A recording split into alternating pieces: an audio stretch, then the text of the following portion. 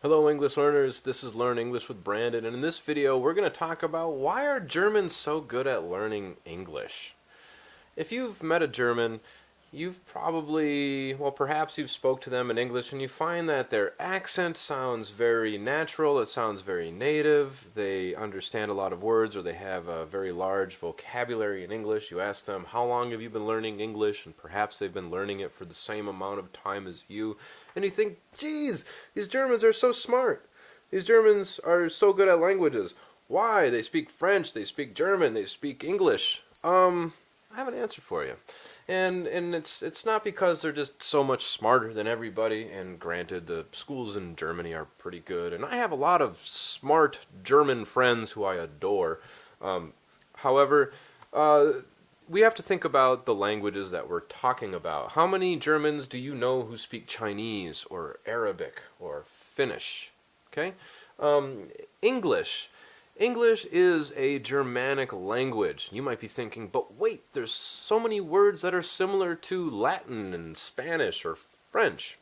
And you're right. But English, when we talk about language and when we talk about genetic ancestry, we are referring to syntax. Okay, we are referring to syntax, and English has German in syntax. English is a Germanic language that was heavily influenced by the French and Latin languages, and it also has names that form up some words and Greek words and a little bit of Arabic, but 90% is basically German, French, and Latin, split up equally, 30%. But this is why. Now, you might be thinking, but there's so many things that when I read in English, I understand it. For instance, if you are a Spanish speaker, you might be thinking, but there's so many things that when I read, I understand it, but why are the Germans so much better at speaking? And there's a reason why. It's because the syntax that we use in English is very, very close to the syntax, well, it's identical to the syntax that they use in the German language. The syntax that we use in giving speeches, in writing literature, this is more similar to the Romantic side of the language, which is why it's very important for people coming from Romance languages to practice your conversation, because this is going to be the most difficult thing for you. I also want you to think about the words that we use in our everyday conversation, such as what, words. We'll just say this, words that start in W, words that end in GHT, these are all words that have German origins, okay? And a lot of these words are words that we use in our everyday-to-day conversation. So, right away, when Germans are learning how to speak English, they have an advantage. They have an advantage that other people in other countries don't have, and that's that their syntax is nearly identical for conversation. So it's not some magical educational practice that's going on in Germany, and it's not, something that's just like a genetic disposition that they have. I mean, people are people.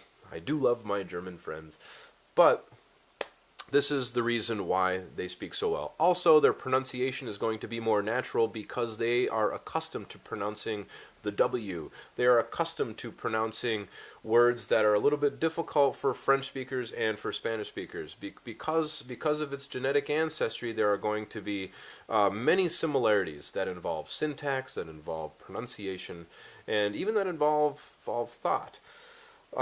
As I've said before, the way we use language determines the way we think, right? And the way that we think determines our behaviors in the external world.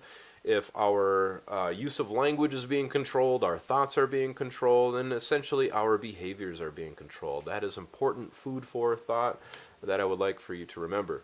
And I have a video on that idiom, food for thought, if you haven't seen that or you don't know what that means. Okay? So, this is why Germans. But you might be thinking, what about all those Swedish people? What about all those Norwegians? What about everybody from Denmark? Well, Swedish, Norwegian, Danish, these are all Germanic languages as well. So, that's the reason why they have a knack for speaking English. Okay? And once you've learned two languages, Your third tends to be a little bit easier, but if you're going from German to English or from Swedish to English, if you want to learn Spanish or French after that, it's going to give you a little bit of an edge, again, because you've already learned parts of those languages by learning English. English is a hybrid language. It has Germanic roots, but it is a mixture of many different languages. So, I hope you found this video interesting. Please ask me any questions you might have in the comments below. If you liked it, please give it a thumbs up. Please subscribe to the channel because it's a very big help. And I'll see you in the next video.